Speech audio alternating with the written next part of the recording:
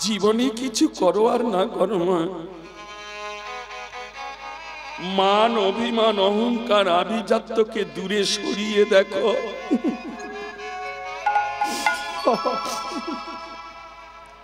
হরে কৃষ্ণ।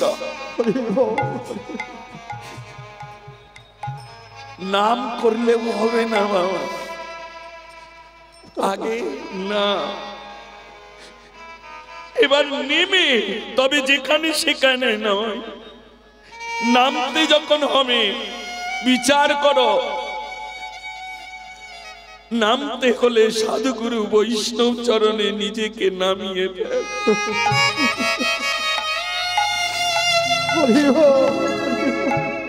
আগে নাম, নেমে যদি লইতে পারো নাম, এই নাম তোমার একদিন নিয়ে চলে যাবে সেই নিত্যধাম। হরে কৃষ্ণ বাবা। আমরা সবাই নাম করি মা, নাম করি না এমন সংখ্যা খুব কম আছে বাবা। কেউ দুঃখে, কেউ কষ্টে, কেউ আঘাতে, তাই না, কেউ ব্যাধিগ্রস্ত হয়ে তারে ডাকি, আর কেউ আবার সাধুগুরু বৈষ্ণব কি পায় সর্বক্ষণ সর্বদা সেবিনে আমার কেউ নাই, এ কথা মনেও ভাবি ডাকি। তবে কি জানো, নাম করি বটে কিন্তু এ জীবনে নামতে পারি না।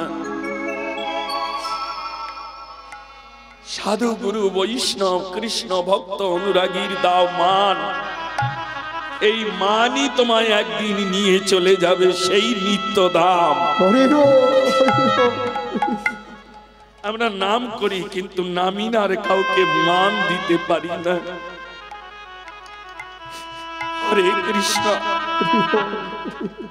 মহাপ্রভু এই শিক্ষাই দিতে এসেছেন। আমরা অনেকে বলি মহাপ্রভু নাম নিয়ে এসেছেন, কিন্তু মহাপ্রভু আবির্ভাব হওয়ার আগে অদ্বৈত আচার্য পরম বৈষ্ণব তিনি তুলসী পত্রে কৃষ্ণ নাম লিখে সুরধ্বনি গঙ্গায় ভাসাতেন আর হুঙ্কার দিয়ে তাকে দেখতেন, নেমে এসো।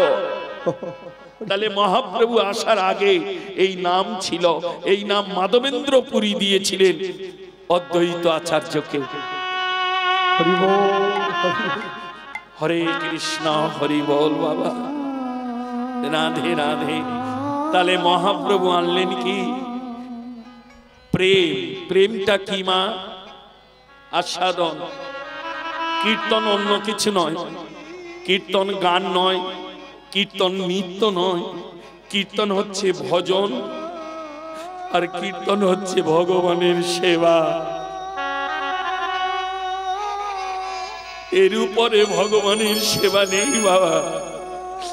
এই যে আপনারা মালসায় অনেক রকম মিষ্টি মিষ্টান্ন পরমান্ন পুষ্পান্ন কত কিছু দিয়ে সাজিয়ে দেবেন না, যদি ভজন কীর্তন না গান আমার মহাপ্রভু প্রসাদ গ্রহণ করে না। আপনারাই বসে বসে গাইবেন আর কাঁদবেন, ভজ পতিত উদ্ধারণ শ্রী গৌর হরি। এই জগতে তুমি সব পাবে, কিন্তু আমার মতো অধম কাঙাল পতি তুমি আর কাউকে পাবে না। তবে বড় বড় বাসনা নিয়ে তোমার চরণে এসেছি। কেন জানো? যত যত অবতার আছে তোমার মতো অবতার নেই। কেন জানো গৌর হরি? তুমি পতি দীপাব নাম ধরেছ, তুমি পতি দীপাব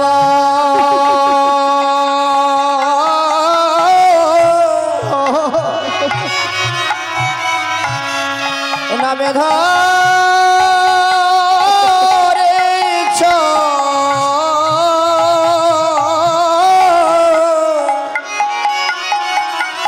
তুমি পতি দীপাব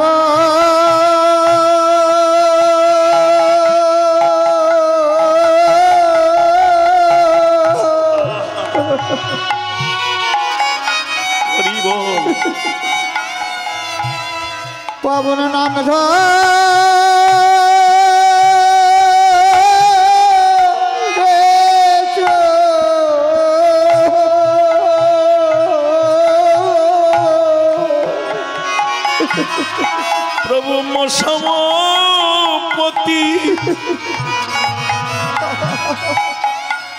উদ্ধারের লাগি তুমি পতি পাবো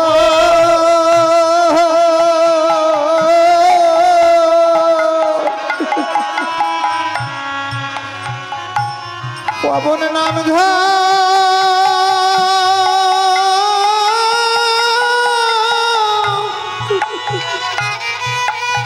পবন নাম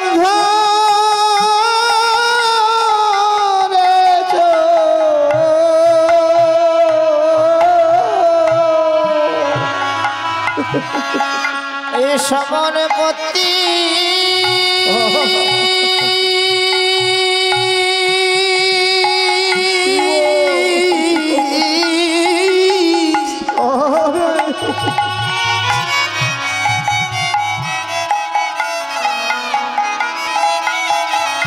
উত্তরে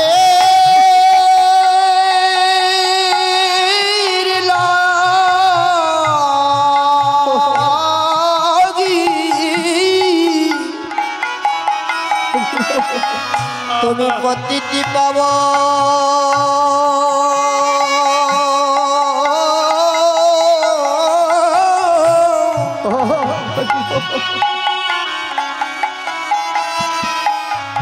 এই নামে ধরেছ তুমি বিনে আমার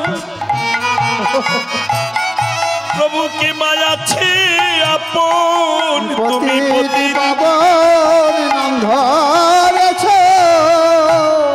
তুমি বিনে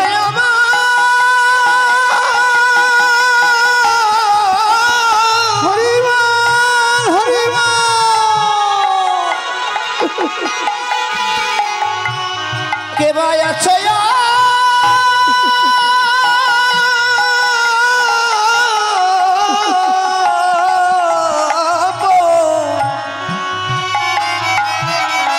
তুমি প্রতিদিন পাবো নাম ধরেছ মসমপতি উদ্ধারের লাগি প্রতিদিন পাবন নাম ধরেছ সমান প্রতিদি উদ্ধারের লাগি বলো তুমি বিনে আছো আমি প্রতিদিন পাবন নাম ধরেছ প্রতিদিন পাবন নাম ধরেছ প্রতিদিন পাবন নাম ধরেছ প্রতিদিন পাবন নাম ধরেছ তপতহি লড়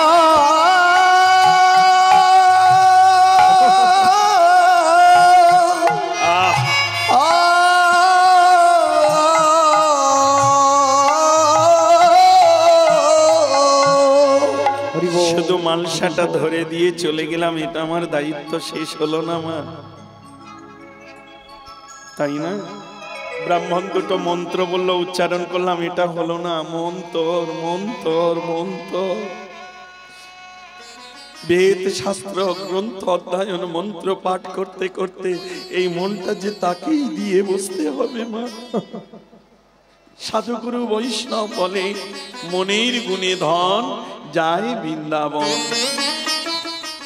যদি মনে সেই প্রেম ভক্তি না আসে তার প্রতি, তাহলে বৃথাই হলো আমার ভজন সাধন, বৃথাই আমার যাওয়া আসা গমনাগমন। রাধে শ্যাম মহাপ্রভু সেই পতিত পাবন অবতার হয়ে কলিজীবের দ্বারে দ্বারে কারোবা চরণ ধরে, কারোবা কর ধরে, কারোবা হিয়ায় পরশ করে নাম দিয়ে তাকে নামতে শেখালেন।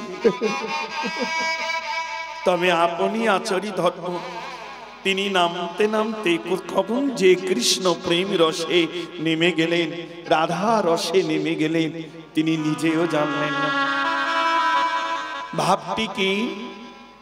মহাপ্রভুর অঙ্গে যে ভাবের প্রকাশ হচ্ছে, রাগ করবে না বাবা। নয়ন দেখলে যাই গো চেনা, কৃষ্ণ ভক্ত হয়েছে কিনা। কৃষ্ণ ভক্তের কিছু লক্ষণ ভাব বোঝা যায় বাবা। বহিরঙ্গ ভাবে আমি তিলক মালা নেড়া শিখা যাই হই না কেন, অন্তরঙ্গ ভাবে একটা ভাব বোঝা যায়। দেখবে মা, কোন মায়ের যদি সন্তান হয়, সন্তান যদি দূরে থাকে, সেই মায়ের চঞ্চলতাটা দেখে বোঝা যায় যে এ মা ব্যস্ত হয়ে পড়েছে তার বাচ্চার কাছে যাওয়ার জন্য।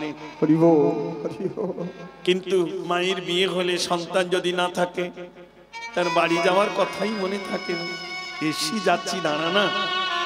কিন্তু যার সন্তান আছে, ঠিক তেমনি মা, যার স্নেহ ভক্তি গোবিন্দ চরণে বাঁধা আছে, তার ভিতরে একটা ভাব আছে, কখন আমি গৌর গোবিন্দ চরণ সেবায় যাব।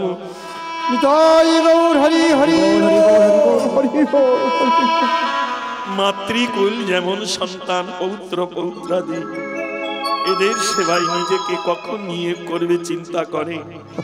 কারণ মা জানে আমি বিনে সন্তান স্থির থাকবে না। তেমনি ভক্ত জানি ভক্ত বিনি আমার ভগবানের কোনো কিছুই ভালো লাগে না, না সেবা না কোনো কিছুই বাবা। ওই জন্য বললো না, মদ ভক্ত যত্র গায়ন্তি তত্র তিষ্ঠতি হে নারদ। ভক্ত যদি খাওয়ায় আমার, সেদিন আমি খাই, ভক্ত যেদিন না দেয় সেদিন উপবাসে যাই। দেখো না, মা বাড়িতে নেই, পিসি কতবার বাচ্চাটাকে খাওয়ার চেষ্টা করছে, খাচ্ছে না কেন গো? একই খাবার, একই বস্তু, একই নারী জনম, কিন্তু আহার করছে না। আমার মা কই, আমার মা কই? ঠিক তেমনি মানব আমরা সবাই, কিন্তু ভক্তের হাতে যে সেবা, এ সেবা ভগবানের যে তৃপ্তি আনন্দ, সে সেবা যে আর কারোর কাছে হয় না গো।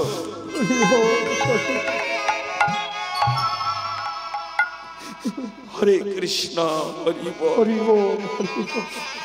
মহাপ্রভুর সেই ভাব প্রকাশ হয়ে গেল, যে ভাব দাপর যুগে রাধা কৃষ্ণ তনুতে দর্শন হয়েছিল। সেই দুই তনু এক হয়ে গৌর অবতার হয়েছে, তো তাই সেই ভাবটা মহাপ্রভুর অঙ্গে প্রকাশ হচ্ছে। এটা কোন ভাব? এই গভীর লীলা ভাব। সেই ভাবটির নাম কি? মানবী।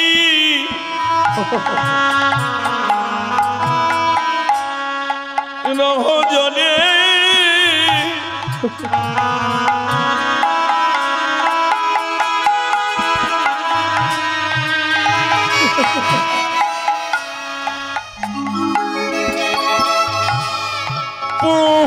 ভেল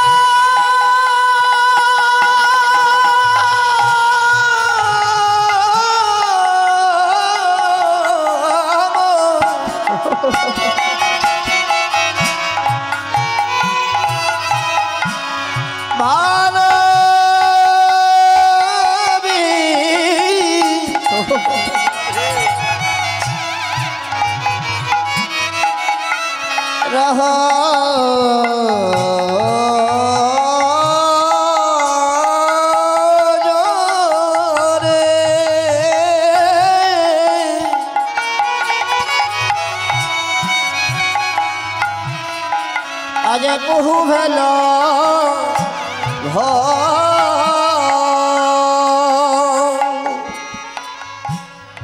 অরাঙন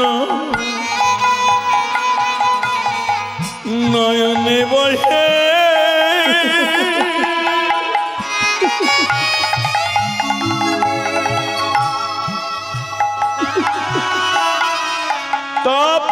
তহিল রঙানয়নে বাহে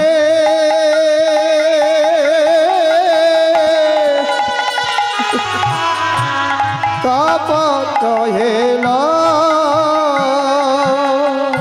বিরাম নাই রে না বিরাম নাই রে দেখো দেখো বিরাম নাই রে বলি দেখো দেখো বিরাম নাই রে যার লাগি জগৎ কাঁদিছে বটে দেখো দেখো যাবে বিরাম নাই রে আরে লাগি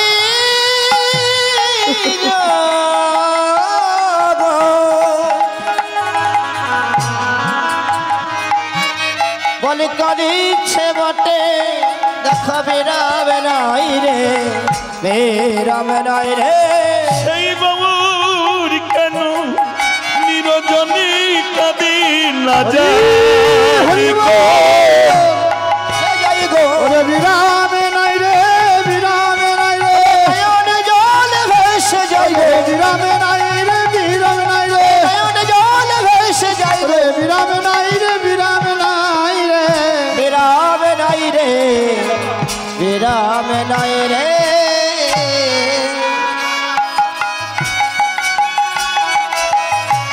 তব তো হে না রঙানয়নে বহে তব তো হেল ও প্রভু তুমি কাঁদছো কেন বলো গো? আচ্ছা মা, হরে কৃষ্ণ জীবনং কৃষ্ণ ভজনং যশ পঞ্চদিনানি চ কেশবে। জীবনের সঙ্গে মিলিয়ে নেওয়ার নাম কীর্তন। পঞ্চদিনানি চ কেশবে। যদি জীবনের সঙ্গে মিলিয়ে নিয়ে 5 দিন গৌর সেবা করতে বেঁচে থাকি, তাতে আমার জন্মটা সার্থ হবে। নত কল্প সহস্রনি ভক্তিহীনাঞ্চ কেশবে। 1 সহস্র কাল ভক্তিহীন হয়ে বেঁচে থেকে কোনো ফল নেই বাবা। 5 দিন বেঁচে থাকবো। মহারাজ পরীক্ষিতের ছিল 7 দিন পরমায়ু। আমাদের আরো 2 দিন কমে যাক না, 5 দিন যদি হয় তাতেও হবে। তবে জীবনং কৃষ্ণ ভজনং যশ, এই সর্বস্ব ধন দিয়েই তাকে ভজন করো, ভালোবাসো। এইবার বলি মা, হরে কৃষ্ণ। আমার পরম বৈষ্ণব বাবারা, এই কমিটির অনেক বাবারা আছেন, তারা মেদিনীপুর টাউনে নবকুঞ্জে গিয়ে আমার কীর্তন শুনেছেন। আমি ওখানে পরপর 4-5 বছরই আসি। তাই প্রভুপাদের বা বৈষ্ণবগণের পদধূলি পেয়ে আপনাদের মতো সাধুগুরু বৈষ্ণবের চরণ ধূলি দর্শন করলাম, পেয়ে গেলাম। এটা আমারও জন্মের সৌভাগ্য বাবা। হরে কৃষ্ণ, হরি বল। একটা কথা বলি মা, কোনো না কোনো জন্মে তার সঙ্গে তোমাদের ভালোবাসা হয়েছে, তাই তো সবার ছুটে আসা হয়েছে গো। সব মান অভিমান অহংকার আভিজাত্য দূরে ফেলে এই কমিটির ভিক্ষা করে আনা ছেঁড়া চটে ধুলার উপরে বসে আছো। কে উঁচু, কে নিচু, কে মেছর, কে মুচি, কে বৈষ্ণব, কে চন্ডাল, সব যেন একাকার। মান অভিমান অহংকার দূরে করে সবাই বসেছ মা। এটা একটি কারণ, সেটি হলো গৌরকে ভালোবাসো বলে। তবে তোমাদের দশা এমন হয়েছে।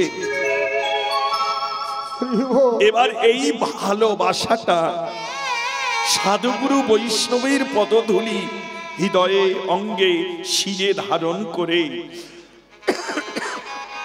এই ভালোবাসা থেকে ধীরে ধীরে যদি গৌর সেবায় ভালো বাসা করতে পারো। ভালোবাসা আর ভালো বাসা আছে। ভালো বাসা, বাসা মানে ঘর।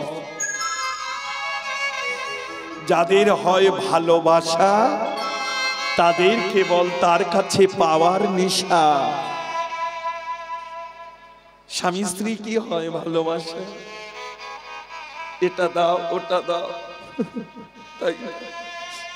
কিন্তু যে সতী রমণী পতির জন্য ভালোবাসা তৈরি হয়ে যায়, তার আর পাওয়ার বাসনা থাকে না। শুধু উজাড় করে কোনো বিপদ দুঃখ কষ্ট হলেও দেখবে স্ত্রী দাঁড়িয়ে, ভয় কাঁদছ কেন, কাঁদছ কেন, আমি তো বেঁচে আছি নাকি। এই জগতে কজন স্ত্রী আছে মা স্বামীকে এমন করে বলে, না হয় আমার দেহের এক খণ্ড মানে দুটো কিডনি আছে, একটা বিক্রি করে দেনা শোধ করবো, চিন্তা করো না আমি আছি তো।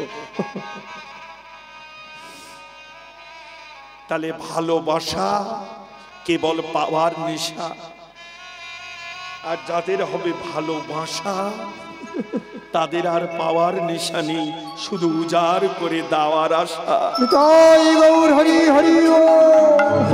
কিন্তু এই ভালোবাসা না করলে ভালোবাসা করতে পারবে না। কারণ ভালোবাসা করে যদি সাধু গুরু বৈষ্ণব চরণে না নামতে পারো, যেমন একটা বাড়ি তৈরি করতে গেলে অর্থ তোমার থাকলেও মিস্ত্রির কাছে তো যেতে হবে বাবা, তাই না?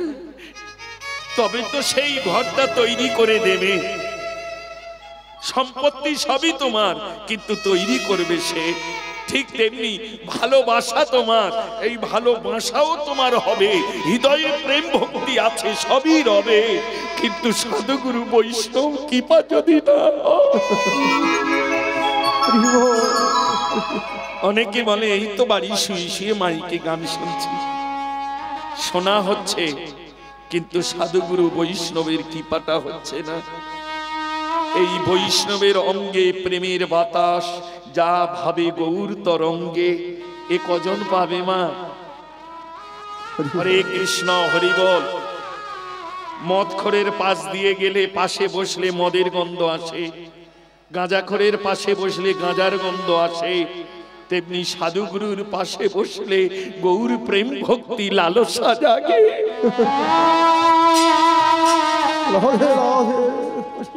সাধু সঙ্গ, সাধু সঙ্গ এগুলো এমনি নয় বাবা, অপরাধ নেবে না। রাধে রাধে। দেখবে যে ছেলেটা পড়াশোনায় পুরো একদম মাথায় কিচ্ছু নেই, সেও যখন স্কুলের ড্রেস পরে যায়, কেউ যদি জিজ্ঞেস করে এই কোথায় যাচ্ছিস রে, হ্যাঁ স্কুলে যাচ্ছি, ফেল করবে কি পাস করবে পরের কথা, আগে তো স্কুলে যাচ্ছি। ঠিক তেমনি বাবা, এই যে সাধুগুরু বৈষ্ণব চরণ, এই যে পরিবেশ, এই যে প্রেমের ধাম, এই যে মহামন্ত্র হরি নামের প্রেম বরিশন, কেউ যদি এক বিন্দু তার হৃদয়ে ধরে নিয়ে যেতে পারে, তার জন্ম জন্মার্জিত পাপ রাশি কখন দূরীভূত হয়ে অন্তরে শুদ্ধ কৃষ্ণ প্রেম ভক্তি জেগে উঠবে তা আমরা কেউ জানি না। হরি বল, হরি বল। রাধে রাধে। হরে কৃষ্ণ হরি বল মা।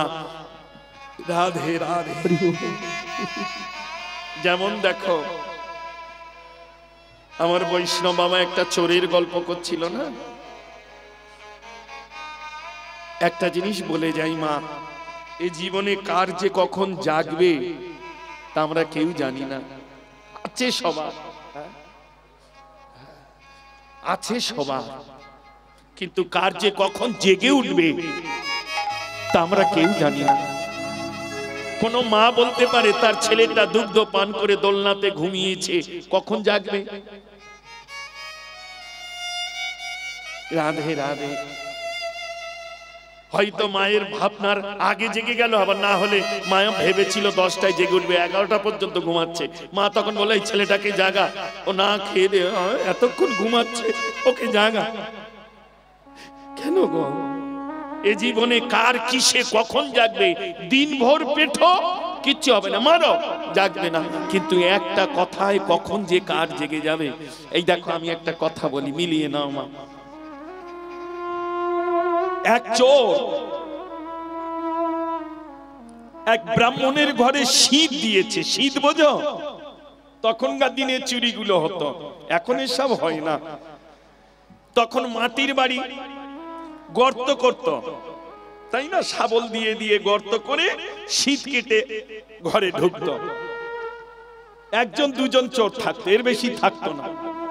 এখন তো 1,500 2,000 লোক যায়, তাই না? রাধে রাধে। এখন চোর শীত কেটে ঠিক মুখের ধারে, মানে একটুখানি বাকি আছে, ঠিক ওইখানে গিয়ে ও মাথাটা দিয়ে চুপ করে বসে আছে। ব্রাহ্মণ আর ব্রাহ্মণী কখন ঘুমায়, ঘুমালেই আমি সুসুর করে টুক করে ওইটুকু ভেঙে দেব। অল্প পাতলা করে একটা দাওয়া আছে, যাতে ওপারের লোক না দেখতে পায়, আর এপার থেকে যারা যাচ্ছে আসে তারা যেন না বুঝতে পারে আমি শীত কেটে। কারণ তখনকার দিনে মাটি দিয়ার গুলোতে এইরকম চওড়া করে করতো। এখন যেমন 5 ইঞ্চি ইটের গাঁথনি, তখন তার এসব ছিল না বাবা, তাই না? রাধে রাধে। এখন এই চওড়া দিয়ালোর ভিতরে ঢুকে বসে আছে আর কানটা দিয়ে রেখেছে কখন ব্রাহ্মণ ব্রাহ্মণী ঘুমায়। এখন ব্রাহ্মণ আর ব্রাহ্মণী দুজনে শয়ন করেছে, আর পাশের ঘরে তার একটি মাত্র মেয়ে ঘুমাচ্ছে। এখন ব্রাহ্মণী ব্রাহ্মণকে বলছে, এই দেখো সারা জীবন তো আমার আমার করে দুজনেই চলে গেলাম, কিন্তু মনুষ্য জীবনে কোনো কর্মই তো করলাম না, ভগবানের সেবা করলাম না। শোনো, হিন্দু ধর্মে 4টি পথ, ব্রহ্মচর্য, গারস্থ, বানপ্রস্থ, সন্ন্যাস, এই 4টি। তাহলে আমাদের বয়স তো হয়েছে, বানপ্রস্থ ব্রহ্মচর্য হয়ে গেছে, বানপ্রস্থ সংসারও হয়েছে, সন্তানাদি হয়েছে, একটিমাত্র কন্যা। এবার কোন সাধুর চরণে এই ঐশ্বর্য আর কন্যাটিকে সঁপে দিয়ে চলো না আমরা দুজনে কোনো তীর্থে চলে যাই। বলছে কে? ব্রাহ্মণী ব্রাহ্মণকে, আর শুনছে কে? ব্রাহ্মণ আর চোর। ভালো করে শুনবে বাবা, মন দিয়ে। চোর শুনছে সাধু সঙ্গে বসলে, সাধু সঙ্গের প্রেমের বাতাস পেলে এ জীবনে কি হয়। হরে কৃষ্ণ, হরি বল বাবা। এইবার চোরও শুনছে, যেই প্রবেশ করে আহা, ব্রাহ্মণ বলছে, ব্রাহ্মণী তুমি ঠিক বলেছ, আমি এতদিন মনে মনে এটাই ভেবেছিলাম, কিন্তু এ জীবনে স্ত্রী সুন্দরী রমণী সবাই পায়, কিন্তু সহধর্মিনী তো সবার কপালে জোটে না। তুমি যে ধর্মের পথে আমাকে সঙ্গে নেবে, আমি বা তোমার সঙ্গে নেব, এটা তো খুব ভালো কথা। তাহলে কাল সকালে সূর্য উদয় হলে আমি তুমি আর বিষয় অর্থ যা আছে, এই জমি জায়গা, দলিল ফলিল, কাগজপত্র, হিরে মণি মুক্ত যা আছে, এমনকি কন্যাটিকে নিয়ে ওই গ্রামে একটা শিব মন্দির আছে, শুনেছি ওখানে কতজন সাধু এসে বসে শিবের আরাধনা করে। তারা দিন রাত বসে ধ্যানমগ্ন হয়ে থাকে। ওই সাধুদের চরণে যাব, যদি কোনো সাধু গ্রহণ করে তাকে সব সম্পদ দিয়ে আমরা দুজনে শূন্য হাতে যেমন এসেছিলাম তেমন। রাধে রাধে। এখন চোর শুনে মনে মনে চিন্তা করে, দেল ফুটো করে কত টাকার মাল পাবো, ওর থেকে যদি সাধু সাজতে পারি তাহলে সবকিছু পেয়ে যাব। কারণ ব্রাহ্মণের ঘরে শীত দিয়ে হাঁড়ি কলসি পিতল তামা না হয় সোনা দানা টুকটাক নিয়ে যেতে পারবো, কিন্তু এই জায়গা জমি তো নিয়ে যেতে পারবো না। কিন্তু আমি যদি সাধু হয়ে বসে থাকি তাহলে এই ব্রাহ্মণ যাবে বলেছে, ব্রাহ্মণীকে নিয়ে, তাও আবার কি রাজত্ব, সঙ্গে রাজকন্যা, আর আমি বিবাহ করিনি, হ্যাঁ, চোর হয়ে এমন অপূর্ব সুন্দরী রমণী পাবো, এটাও কি আমার কম সৌভাগ্য? এই কথা ভেবে চোর ভাবলো আর চুরি করবো না। যেরকম মাটিগুলো কেটেছিল আস্তে আস্তে সাজিয়ে দিয়ে ও চলে যাচ্ছে পথ দিয়ে, গিয়ে এক সাধুর বাড়ির পাশ দিয়ে যাচ্ছে। ভোরের বেলা সাধু চান করে কাপড় জামাগুলো শুকো দিয়ে ঠাকুরকে জাগাতে গেছে, কারণ 3:20, 3:30, 4টের মধ্যে সাধু বা ভক্ত বৈষ্ণবরা জেগে ওঠে। প্রথমেই তাদের বাহ্যিক ক্রিয়া স্নান আদি করে ঠাকুরের মন্দিরে যায়, শুকা দিয়ে ও চলে গেছে। ওই ফাঁকে চোর ওই সাধুর জামা কাপড়গুলো নিয়ে ও চলে গেছে। যাবে কোথায়? গিয়ে বসেছে শিবের মন্দিরে, কারণ ব্রাহ্মণ ব্রাহ্মণী ঠিকানা বলেছে, ওইটা চোর শুনেছে, শুনে গিয়ে ওখানেই বসেছে। এখন বসবে, কিন্তু একটা সমস্যা আছে। এই যে বৃন্দাবন হরিবাসর মা, এখানেও বসতে জানতে হয়। যেখানে যেমন ভাবে বসবে সেখানে তেমন ভাবে আস্বাদন হবে। সাধুর সঙ্গে বসো, তোমাকে বাজে কথা বলতে দেবে না, আই বস, কোনো কথা নয়, শোনো।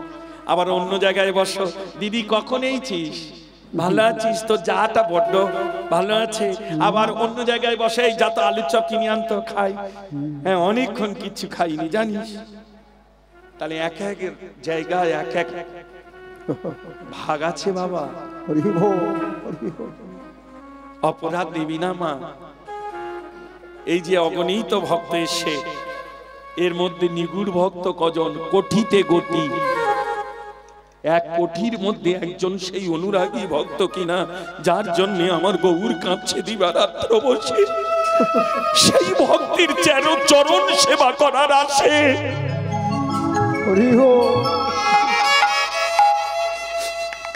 কোনদিন দেখেছ ভগবান কাঁদছে? কেন দেখনি? কারণ সেই নয়ন তোমাদের হয়নি মা, সেই ভালোবাসা তোমরা করতে পারোনি, তাই তো দেখতে পেলে না আমার ভগবান কাঁদে গো। তবে সবার কাছে না, ভগবান কাঁদে শুদ্ধ ভক্তের কাছে গিয়ে।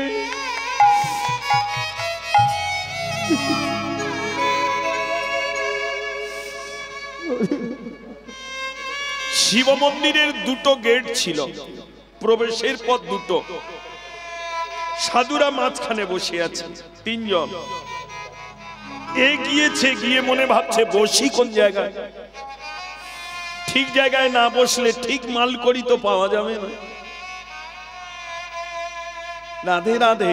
কারণ আমি যদি এদিকে বসি, এইটা শিব, এইখানে 3 জন সাধু বসে আছে, দুদিক থেকে গেট, তাহলে এইখানে যদি আমি বসি, এখন ব্রাহ্মণ ব্রাহ্মণী আর তার মেয়েকে নিয়ে যদি এই গেট দিয়ে ঢুকে এই সাধুকে জিজ্ঞাসা করে, 1 নম্বর সাধু, এখন সে যদি বলে দেয় হ্যাঁ আমি নেব, তাহলে আমি এখানে বসে থেকে কি করব?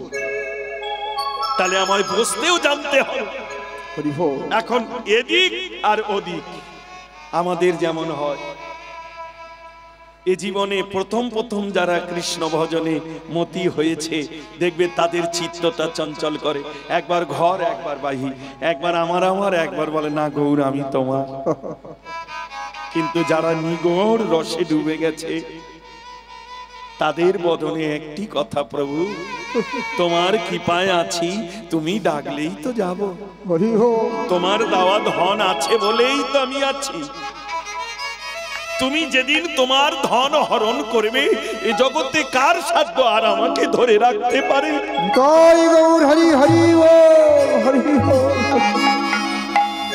পিতৃমাতৃ মিলনে কামের তনু নির্মাণ হয়, গঠন হয়। পিতৃ বীর্যে সৃষ্টি হয় হাড় আর মর্যা, মাতৃ শক্তায় সৃষ্টি হয় রক্ত মাংস আর চামড়া। বাবা মায়ের মিলনে এই কামের দেহটা হয়, কিন্তু পরম পিতা গোবিন্দ সেই ধন দেহের মধ্যে করে স্থাপন। যার নাম ইরা পিঙ্গলা সুষমা, দেহের বিশ্রাম থাকলেও গোবিন্দ দেওয়া ধন কোনোদিন বিশ্রাম নেই, সর্বক্ষণ tick tick tick tick tick tick. এখানে যদি ধাক্কা পাও, এইটা ভেঙে যদি উল্টে যায়, ডাক্তারের কাছে নিয়ে গেলে আগে এটা দেখে না, আগে এইটা ধরে দেখে। কেউ কেউ বলল চোর তো এখানে, ব্যথা তো এখানে, যন্ত্রণা এখানে, আপনি এখানে কি দেখছেন? আরে পাগল, আগে এইটা তো দেখি। এইটা যদি করে টিক টিক টিক, আমি ডাক্তার হয়ে কেটে কুটে কিছুটা কিছুটা করে দেব ঠিক ঠিক ঠিক। কিন্তু এটা যদি না করে টিক টিক টিক, তাহলে আমার বাবার বাবার বাবার বাবার বাবার বাবাও এলেও আর জীবনে কিছু করতে পারবে না। ঠিক ঠিক ঠিক। হরি বল। তাহলে লক্ষ্য করো মা, হরে কৃষ্ণ হরি বল। তাই না? এখন এদিকে বসি না এদিকে বসি, এই টানা পড়ে করতে করতে করতে করতে ব্রাহ্মণ আর ব্রাহ্মণী এরা দুজনে আসছে। কন্যাটিকে সঙ্গে রত্ন আদি মণিমুক্ত কাগজপত্র, জমি দলিলের কাগজ সব পুণ্ডলি বেঁধে নিয়ে আসে। এখন ও দেখে নিয়ে বললে এই সর্বনাশ, এসেও গেল, বসি কোথায়? এদিক ওদিক করতে করতে এই পাশে বসেছে। এখন যেই এই পাশে বসেছে, ব্রাহ্মণ আর ব্রাহ্মণী এই পাশ দিয়ে। এবার চোর জীবনে শিবের ডাকতো না, সে তখন ডাকা শুরু করেছে, তুমি না পরম বৈষ্ণব, তুমি না মহাযোগী শঙ্কর, তুমি না আশুতোষ, তুমি না অল্পেতে সন্তুষ্ট হও। তাহলে বৈষ্ণব চূড়ামণি, এই তিনটে সাধু যেন না বলে 4 নাম্বার আমি আমার কাছে এলে আর ফিরত যেতে দেব না। এই ধন ঐশ্বর্য সঙ্গে রাজকন্যা অপসরীর ন্যায় আমি যে আশায় এসেছি। ব্রাহ্মণ ব্রাহ্মণ এটা বলছে কে? চোর সাধু সেজে সে শিবকে জানাচ্ছে। আর ব্রাহ্মণ ব্রাহ্মণী প্রথম জনার কাছে গিয়ে বলছে, বাবা, ও সাধু বাবা, আমার এই রাজত্ব আর এই রাজকন্যা তোমার চরণে নিবেদন করছি, তুমি রাখবে? সাধু বলল, মা, আমি সবে এসেছি তার কাছে, তুমি ডেকে ফিরিয়ে দেবে আমার মায়ার কাছে, তাই ফিরিয়ে যাও মা আমার। দ্বিতীয় সাধুর কাছে গেল। দ্বিতীয় সাধু বলল, কদিন তো হলাম এসেছি, এক্ষুনি আমায় যেতে বলছো? না না না। তৃতীয় সাধুর কাছে বলল। তৃতীয় সাধু বলল, 1 জন্ম কেন, কোটি জন্মেও হবে না। কারণ যারা নামের রসে একবার মশে, তারা আর কামের রসে যে ফেরে না গো। রাধে রাধে বাবা। মায়ার রসে আর তাকে বেঁধে রাখতে পারে না। যাদের এই নাম রসে একবার মন বসে, মায়ার রসে আর তাদের বেঁধে রাখা যায় না। এখন 4র্থ নাম্বার সাধু, 1 জন করে যেই পার হয় শিবের ডাকে। এবার 2 জন পার হওয়ার বেলা 3 জন যখন হলো, শিবকে বলছে, বৈষ্ণব আর একটি মাত্র, তুমি কৃপা করো। যেই 3 জন পার হয়ে 4 নাম্বার চোরের কাছে গেছে, চোর তখন মনে মনে চিন্তা করে, এত ধন সম্পত্তি রাজকন্যা ত্যাগ করে সাধুরা কোন আসে, কোন লোক লালসায় এরা বসে আছে, এটা আগে আমার জানতে হবে, তারপর ওই মাল করি আমি পরে নেব। কিন্তু জানতে গেলে তো এখন কিছু বলা যাবে না, এদেরকে আগে না বলে সরিয়ে দিই।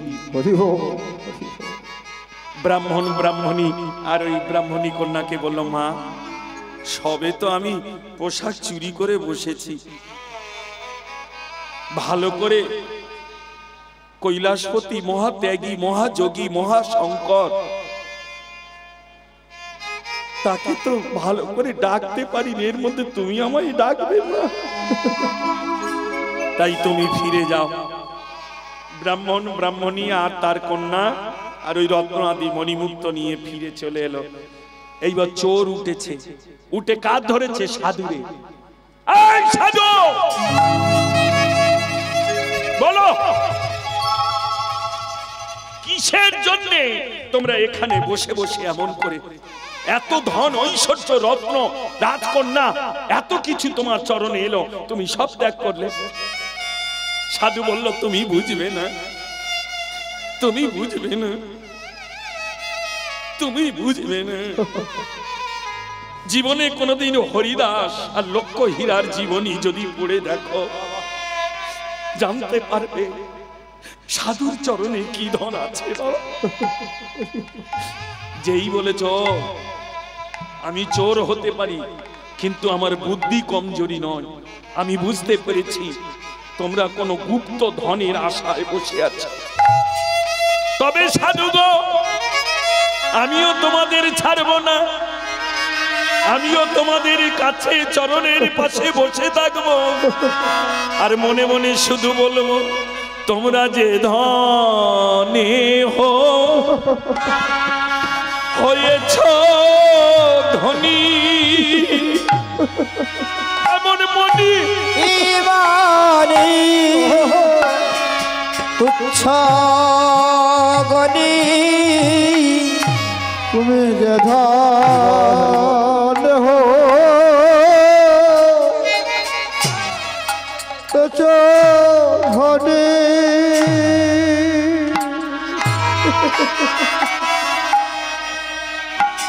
গোমনে মানে উচ্ছনে, তোমরা যে ধানে হয়েছ ধানে, মনি মনি উচ্ছ গনি, তোমরা যে ধনে হয়েছ ধনী,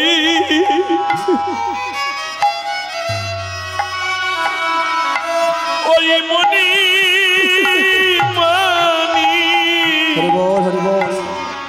তুচ্ছ গনি,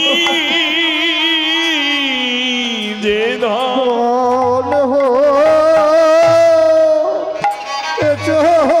ধনী,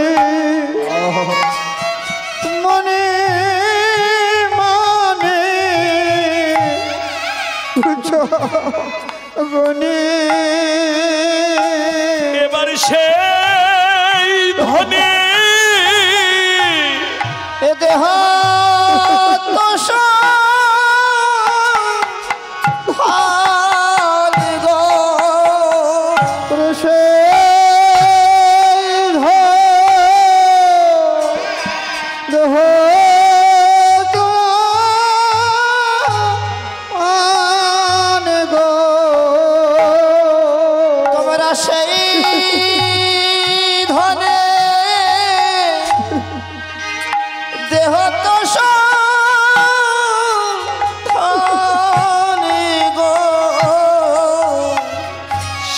ধনের সন্ধান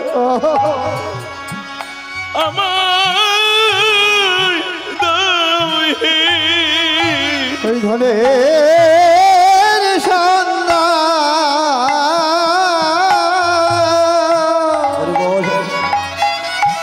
সন্ধান আমায় দাও গো,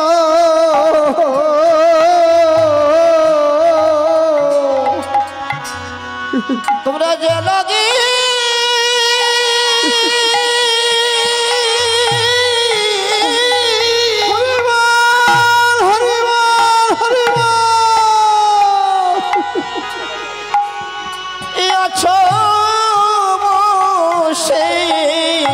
এখানে দাঁড়ান ধনের সন্ধান আমায় দাও গো, যে ধনের ধনী তোমরা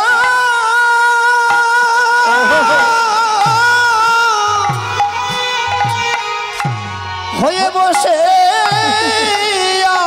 আছো, সেই ধনের সন্ধান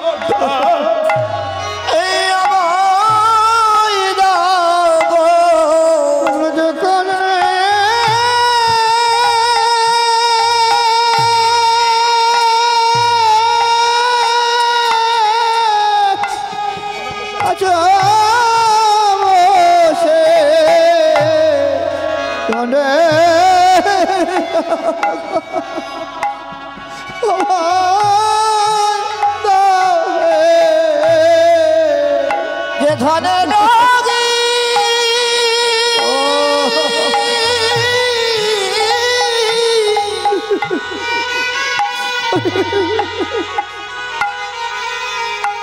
তোমরা আছো বসে সেই ধনের সন্ধান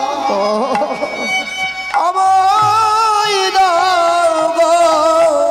এ জীবনে বড়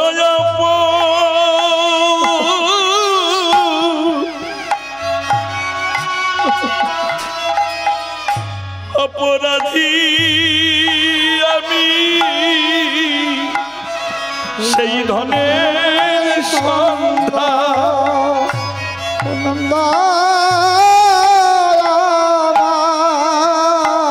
আমি বড়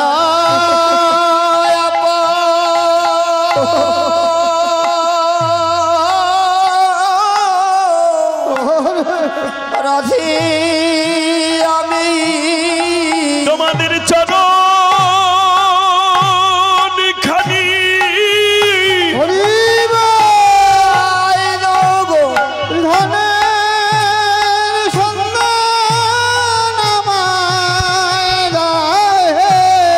চরণ খানি শরণ নিল,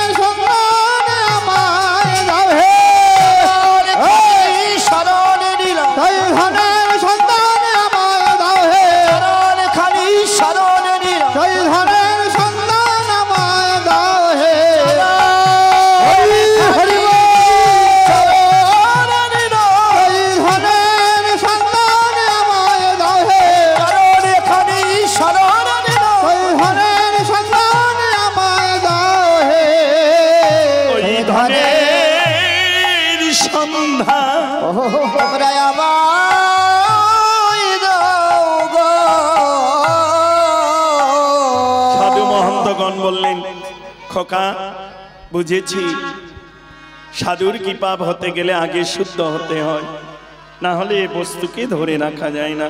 যাও ওই গঙ্গা থেকে স্নান করে তুমি এসো। সিক্ত বসনে যেই চরণে এলেন তাকে মন্ত্র দিয়ে শিষ্য করে নিয়ে বলল, এতদিন আমরা এখানেই ছিলাম, তোকে নিয়ে যাব বলে। এবার সঙ্গে নিয়ে তারা ভজনে চলে গেলেন।